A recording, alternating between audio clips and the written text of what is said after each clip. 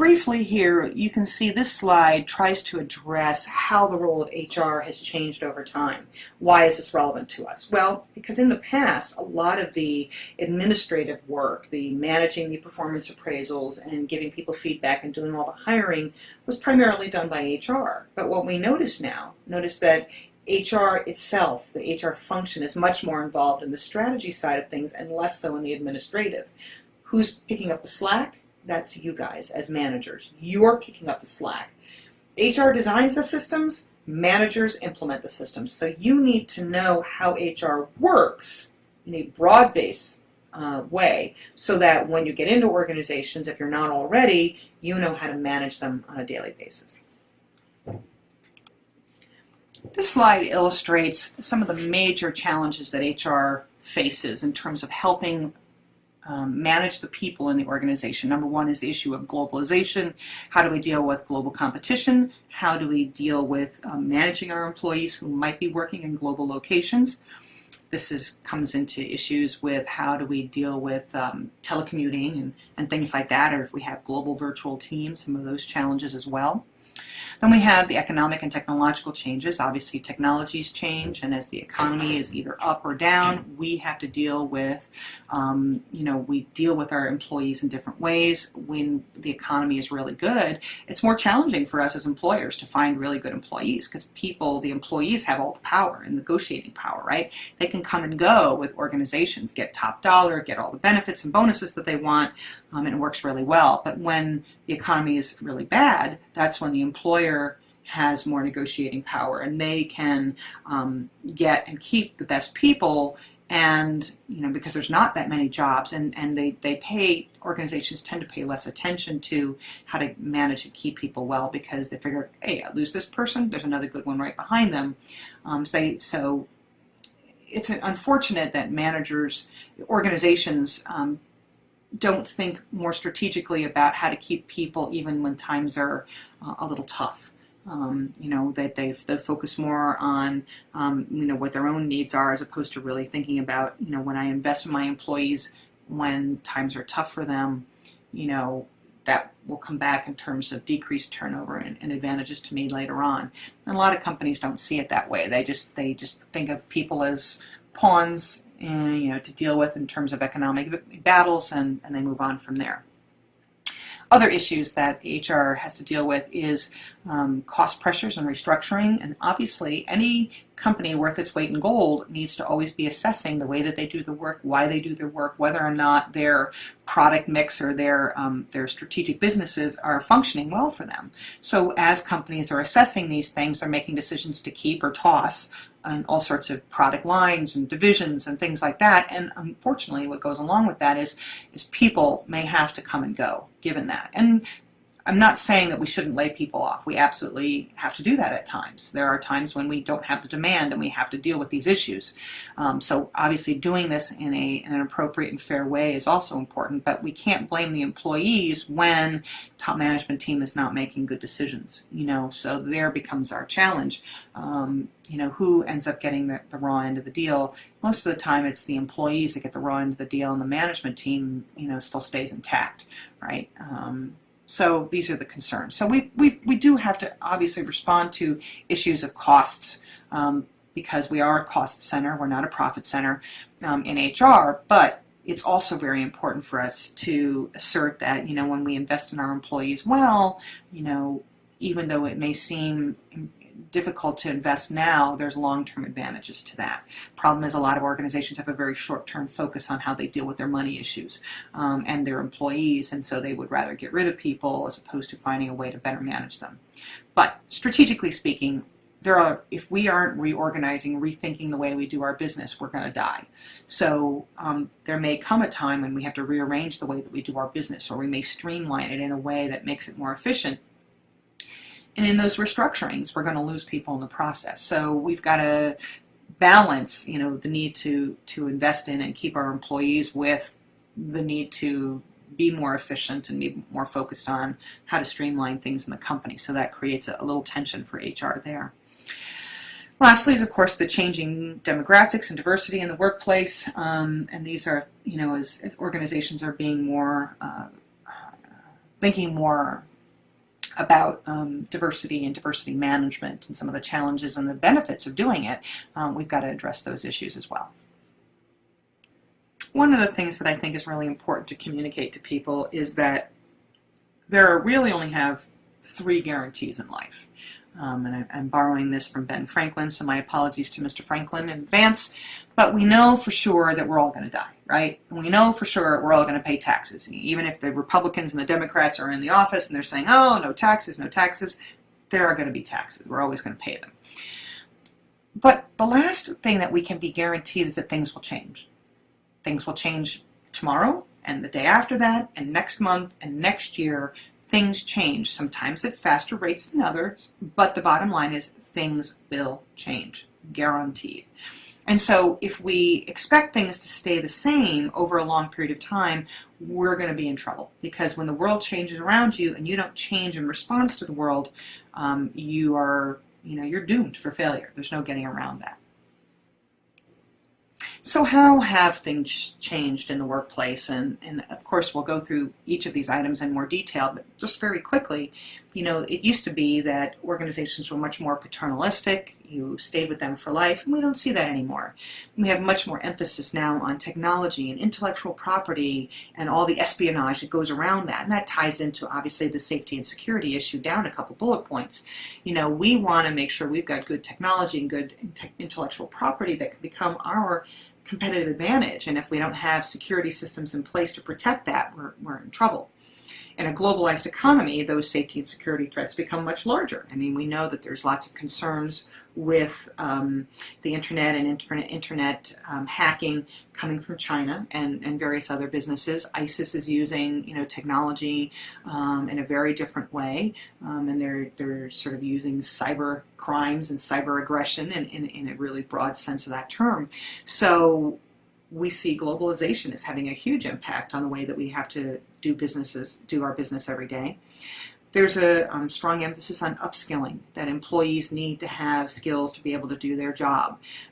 There's a huge emphasis for people to have more advanced degrees, as you know, but there's also this emphasis on making sure we've got trained technical workers, because they have to have that as well. Safety and security, we've already talked about that briefly. We also have this changing nature of work, that work is done in a very different way now, that there's a lot more flexibility and adaptability. There's this idea of the results-only workforce, or the workplace, where we only focus on results, we don't worry about process. There's some interesting things to be said around that.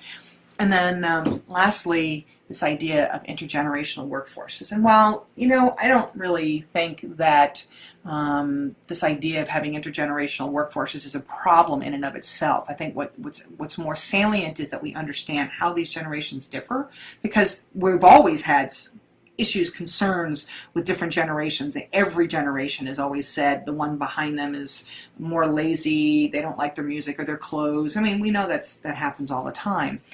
But the bigger concern is, how do these people learn? What do they value? And when we understand how each of these generations, as a rule, differ based on those values, it makes it a lot easier for us to work together. So that's our goal. So let's start with the first item, paternalism. And as it says there, yes, it's gone because of a history of downsizing and outsourcing, and really a breakdown, I think, a lot of times in the loyalty between employer and employee, going in both directions. We really don't see this cradle-to-grave employer circumstance anymore, with the employer really looking out for you in a paternalistic way. Most employees will change their job every couple of years. They do it for challenges, for skill retention, for development. What we've learned in time is that employees are responsible for their own career development. Employers aren't going to focus on that as much as the employee needs to for themselves. So this is a concern. One of the ways we see paternalism really working is because of, for example, the sharing of healthcare costs. It never used to cost me anything for my benefits when I first started working a number of years ago. It was just a benefit that you got, and now there's much more cost sharing involved in having benefits. So it's a massive change in focus and point of view and perspective, and it's not going to change anytime into the future, as we know. In fact, it may get more more divided, even less paternalistic than it is now, which is not very much to begin with. But this idea that we can depend on our employer forever is just not going to happen, not anymore. In terms of the next item, technology and intellectual property, where we see this manifest itself, obviously, is the impact of technology on jobs, that people need to know how to use the internet and computer skills. These are essential to function in this economy. Even manufacturing requires computers, computer-aided design, computer-enhanced, all sorts of stuff. Mass customization, CNC machines, 3D printers, you name it. The idea that working with your hands, in sort of raw, physical labor, it's just not possible anymore. That's not to say there are jobs out there that can do that. Clearly, there are still jobs that require you to be able to climb a tree and cut a tree down or dig a ditch or, work in plumbing, but they're less in terms of the proportion of careers. Manufacturing is much more computer-based, and so people need to have computer skills to be able to do that. And if people aren't willing to learn, aren't willing to be able to do these sorts of things, they're going to be left behind in the economy. Even our communication is all done via emails and instant messages and Snapchats and social networking and all sorts of things. A lot of times our HR interface is online. It's not face-to-face anymore. So these are all concerns. E-learning. A lot of training and development happens in the e-learning environment. And as I already said, our technology and IT is always open to attack. So we have to be careful about making sure that we've got security systems in place to manage that. Lastly, we're more likely to see non-disclosure and non-compete agreements from employers because protecting their IP and their technology is really essential to them. And so they're going to ask you not to go into competing industries or to not disclose company secrets. And it's really important that you understand what you're signing before you sign those agreements, because the last thing you want to do is cut off your nose to spite your face and not work for an employer anymore and then not be able to do that in your particular area, in your field, for an extended period of time. In terms of globalization, obviously having cultural competence, understanding different cultures and their nuances on how they communicate and how they interact and what their expectations are, is really important. So when we have greater global competence, it's essential that people are sensitive to how those differences play out in the economy. Globalization is important because we outsource more, right? We send a lot of our jobs to foreign countries, to English-speaking countries, or to countries where at least they have a command of English as a second language. And so that's it's obviously a big issue. It impacts jobs here at home, but it also improves our profitability. And then of course our concern is if we're making money abroad, can we bring that money back into this country to reinvest without having to pay double taxes on it? So there are all sorts of implications. Another thing that we need to think about is what is essentially American-made. There's very few products that are, from beginning to end, completely American-made. How is my Honda that was made in Ohio more American than your Chevy that was assembled in Mexico? Maybe because they are American owned, but that doesn't necessarily mean that it's American made. So a GM car might be American owned, but it might be made elsewhere. So this idea of what is American made or not, it's a straw man, if you will. The idea that things have to be American made. I mean, we need to compete. We need to compete in a global environment. We need to compete based on product quality. We need to compete based on quality of human resource skills. I'm all for, outsourcing jobs if it's the best quality opportunity for jobs. But at the same time, if we run into a problem where, people aren't able to do their job, that's a concern. I've talked to plenty of IT, on IT helplines where I need help with something and the person can't speak English to help me. But, I'm glad that the company outsourced it to save them money, but they're not helping me as a client. So, outsourcing for the sake of outsourcing just to save money is not a good idea. We still need to be able to deliver the product and the service or whatever it is. And for me, I'm less concerned about it being American and much more concerned about making sure it is the best that we can be. And if we can be the best, and if we can do that in-house, and that's the best, and that's where it should be. But it's important for us to recognize that we don't dominate the global economy anymore. China is a big player in that, even though they're not involved in the TPP. They are a big player. Europe's still a big player. And we're starting to see other countries really growing in terms of their prominence in the economy.